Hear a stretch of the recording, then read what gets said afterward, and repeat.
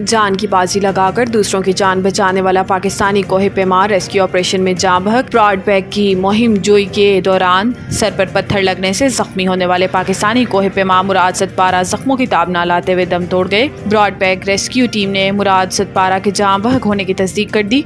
मुराद सतपारा की लाश जापानी कैंप में पहुंचा दी गई है। ख्याल रहे कि मुराद सतपारा हफ्ते के रोज सर पर पत्थर लगने से शदीद जख्मी हुए थे। मुराद सतपारा की लाश आज बेस कैंप पहुंचा दी जाएगी। मुराद सतपारा ने गुज़िश्ता हफ्ते केटू की बुलंदी से कोहे पैमा की लाश को उतारा था। वो केटू की सफाई मुहिम की क़यादत कर रहे थे। मोहम्मद मुराद सतपारा केटू समेत 4 पहाड़ सर कर चुके हैं। हाफिज नईम समझते हैं तमाम मसाइल का हल धरना है तो धरना दे दें। Uzma Bukhari. Chairman social protection authority Hina Parvez Bhatt के साथ मुश्तरका प्रेस कॉन्फ्रेंस करते हुए उज़मा बुखारी ने कहा कि जमात इस्लामी को तो इतने वोट नहीं मिले जितने धरने दिए हैं। धरना अमीर कराची से धरना देकर जमात इस्लामी के अमीर बन गए। हाफिज नईमुर रहमान समझते हैं कि सारे मसाइल का हल धरना है तो धरना दे दें। कबल अजीम प्रेस कॉन्फ्रेंस में इन्होंने कहा कि सानिया ज़हरा कत्ल केस में एक बच्ची के कत्ल को खुदकुशी का रंग दिया गया।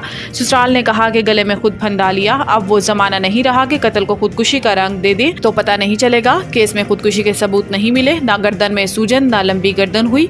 पॉलीग्राफिक टेस्ट किया गया। फंदा में इस्तेमाल दुपट्टे में सास और शोहर के DNA मिले हैं। इन्होंने बताया कि सानिया ज़हरा का कत्ल पहले ही कर दिया गया था, जिसे बाद में फंदे से खुदकुशी करार देने की कोशिश की गई। सानिया ज़हरा केस में लोग कुछ ताकतवर हैं, लेकिन अब वो ज्यादा देर तक बच नहीं पाएंगे। अगर हमारे दौरे हुकूमत में जुल्म हुआ तो जालिम को सजा मिलनी चाहिए।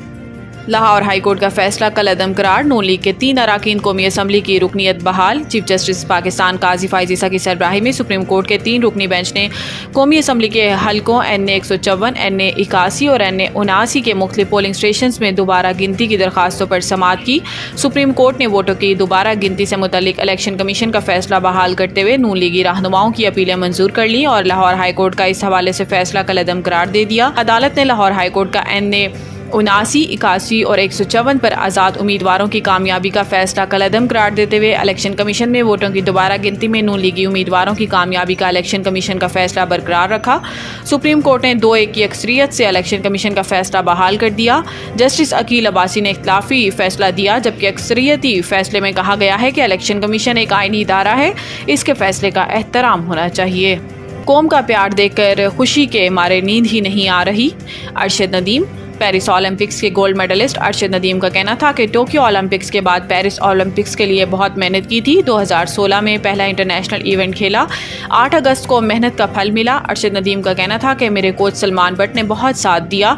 इन्होंने मुझे हिम्मत नहीं हारने दी। फील्डिंग बड़ी अच्छी थी, ट्रेनिंग की बहुत की थी और पीछे पूरी कौम की दुआएं इतनी ज़्यादा थी कि मुझे पूरी उम्मीद थी कि इस बार गोल्ड मेडल जीतूंगा। इनका कहना था कि 2022 में मैंने कॉमनवेल्थ मुकाबलों में 90 मीटर का रिकॉर्ड तोड़ा था।